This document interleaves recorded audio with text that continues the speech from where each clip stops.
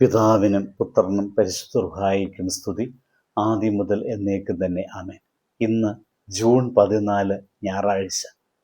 യോഹന്നാന്റെ സുവിശേഷം 6-ാം അധ്യായം 37-ാമത്തെ വാക്യം. പിതാവ് എനിക്ക് തരുന്നതൊക്കെയും എൻ്റെ അടുക്കൽ വരും. എൻ്റെ അടുക്കൽ വരുന്നവനെ ഞാൻ ഒരു നാളും തള്ളിക്കളകയില്ല. ചില വാക്കുകൾ മനുഷ്യഹൃദയത്തെ സ്പർശിക്കും. ചില വാക്കുകൾ മുറിവുകളെ ഉണക്കും. ചില വാക്കുകൾ ജീവിതത്തെ തന്നെ മാറ്റിമറിക്കും. യോഹന്നാന്റെ സുവിശേഷം 6-ാം അധ്യായം 37-ാമത്തെ വാക്യം ഇന്ന് നാം ധ്യാനിക്കുന്ന വചനം യേശുവിൻ്റെ പ്രധാനപ്പെട്ട ഒരു വാക്കിൽ ഒന്നാണ്. എൻ്റെ അടുക്കൽ വരുന്നവനെ ഞാൻ ഒരു നാളും തള്ളിക്കളയില്ല. ഈ ലോകത്തിൽ തിരസ്കാരത്തിൻ്റെ വേദന അറിയാത്തവർ വിരളമാണ്. കുടുംബം ചിലരെ തള്ളിക്കളയുന്നു, സുഹൃത്തുക്കൾ മറക്കുന്നു, സമൂഹം അവഗണിക്കുന്നു, സ്വന്തം മനസാക്ഷി പോലും നമ്മെ കുറ്റപ്പെടുത്തിയേക്കാം. എന്നാൽ മനുഷ്യരുടെ വാതിലുകൾ അടയുമ്പോൾ ദൈവത്തിൻ്റെ ഹൃദയത്തിൻ്റെ വാതിൽ തുറന്നു തന്നെ കിടക്കും. അതുകൊണ്ട് ഈ വാഗ്ദാനം നമ്മുടെ ജീവിതത്തിൻ്റെ പ്രത്യാശയാണ്. ഒരു കപ്പൽ കൊടുങ്കാറ്റിൽ അകപ്പെട്ടാൽ ദൂരെയൊരു വിളക്കുമാടത്തിൻ്റെ വെളിച്ചം കാണുമ്പോൾ ഒരു പ്രത്യാശ അവിടെ ഉണ്ടാകുന്നു. അതുപോലെ പാപത്തിൻ്റെ ഇരുട്ടിലും നിരാശയുടെ കൊടുങ്കാറ്റിലും വഴിതെറ്റിയ ആത്മാവിന് ഈ വചനം ഒരു ദീപസ്തംഭമാണ്. ഞാൻ വീണ്ടും ദൈവത്തിൻ്റെ അടുക്കൽ വരാൻ സാധിക്കുമോ? ദൈവം എന്നെ ഇപ്പോഴും സ്വീകരിക്കുമോ?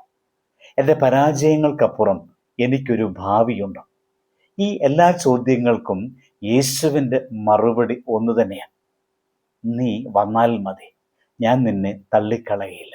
അതാണ് നമ്മുടെ പ്രത്യാശ. ഈ വാഗ്ദാനം നമ്മുടെ ആശ്വാസവുമാണ്.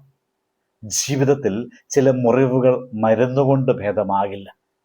അവ ഭേദമാകുന്നത് സ്നേഹത്താൽ മാത്രമാണ്. നമ്മുടെ കണ്ണുകളിൽ കണ്ണുനീർ നിറയുമ്പോൾ, ഹൃദയം ഭാരപ്പെടുമ്പോൾ, പ്രാർത്ഥനകൾക്ക് മറുപടി ലഭിക്കുന്നില്ലെന്ന് തോന്നുമ്പോൾ, നമ്മെ മനസ്സിലാക്കുവാൻ ആരുമില്ലെന്ന് തോന്നുമ്പോൾ ഈ വചനം നമ്മുടെ ചെവികളിൽ മൃദുവായി മന്ത്രിക്കുന്നു. മകനെ, മകളെ, എൻ്റെ അടുക്കൽ വരിക. നിന്റെ ഭാരം ഞാൻ വഹിക്കാം. നിന്റെ കണ്ണുനീർ ഞാൻ കാണുന്നുണ്ട്. നിന്റെ വേദന ഞാൻ അറിയുന്നുണ്ട്. എത്ര മനോഹരമായ ആശ്വാസമാണ് ഇവിടെ കാണുന്നത്. ഒരമ്മ തൻ്റെ കരയുന്ന കുഞ്ഞിനെ നെഞ്ചോട് ചേർക്കുന്നത് പോലെ ക്രിസ്തു തകർന്ന ഹൃദയങ്ങളെ തൻ്റെ കരുണയുടെ കരങ്ങളിൽ ചേർക്കും. അതിനാൽ ഈ വാഗ്ദാനം നമ്മുടെ രാത്രികളിലെ ആശ്വാസഗീതവും നമ്മുടെ കണ്ണുനീരിലെ പ്രത്യാശയുടെ കിരണവും ആകും. വീണ്ടും ഈ വാഗ്ദാനം നമ്മുടെ ജീവിതത്തിൻ്റെ ഉറച്ച അടിത്തറയാകണം. മഴ പെയ്യുമ്പോഴും കാറ്റ് വീശുമ്പോഴും പ്രളയം വരുമ്പോഴും ഉറച്ച അടിത്തറയിൽ പണിത വീട് തകരുകയില്ലല്ലോ. അതുപോലെ നമ്മുടെ ജീവിതം സാഹചര്യങ്ങളിലല്ല പണിയപ്പെടേണ്ടത്, മനുഷ്യരുടെ അംഗീകാരത്തിലല്ല പണിയപ്പെടേണ്ടത്, നമ്മുടെ കഴിവുകളിലോ വിജയങ്ങളിലോ അല്ല പണിയപ്പെടേണ്ടത്. മറിച്ച് ഒരിക്കലും മാറാത്ത ക്രിസ്തുവിൻ്റെ വചനത്തിലാണ് പണിയപ്പെടേണ്ടത്. ഇന്ന് ലോകം മാറുന്നു, മനുഷ്യർ മാറുന്നു, ബന്ധങ്ങൾ മാറുന്നു, സാഹചര്യങ്ങൾ മാറുന്നു. പക്ഷേ യേശുവിൻ്റെ ഈ വാക്ക് മാറുന്നില്ല. എൻ്റെ അടുക്കൽ വരുന്നവനെ ഞാൻ ഒരു നാളും തള്ളിക്കളയില്ല. ഈ വാഗ്ദാനത്തിന്മേൽ ജീവിതം പണിയുന്നവർ നിരാശയിൽ തകരുകയില്ല, പരാജയങ്ങളിൽ മുങ്ങിപ്പോവുകയില്ല, മരണത്തിൻ്റെ നിഴൽ വീതികളിലും അവർ പ്രത്യാശ നഷ്ടപ്പെടുത്തുകയില്ല.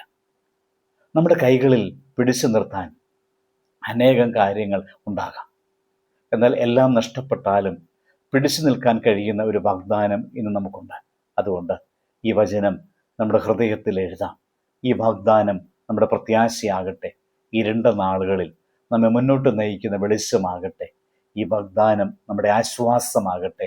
തകർന്ന ഹൃദയങ്ങളെ സൗഖ്യമാക്കുന്ന ദൈവിക സ്പർശമാകട്ടെ. ഈ വാഗ്ദാനം നമ്മുടെ ജീവിതത്തിൻ്റെ ഉറച്ച അടിത്തറയാകട്ടെ. കാലങ്ങൾ മാറിയാലും സാഹചര്യങ്ങൾ കുലുങ്ങിയാലും നാം ഉറച്ചു നിൽക്കാനുള്ള പാറയായിരിക്കട്ടെ. പ്രാർത്ഥിക്കാം.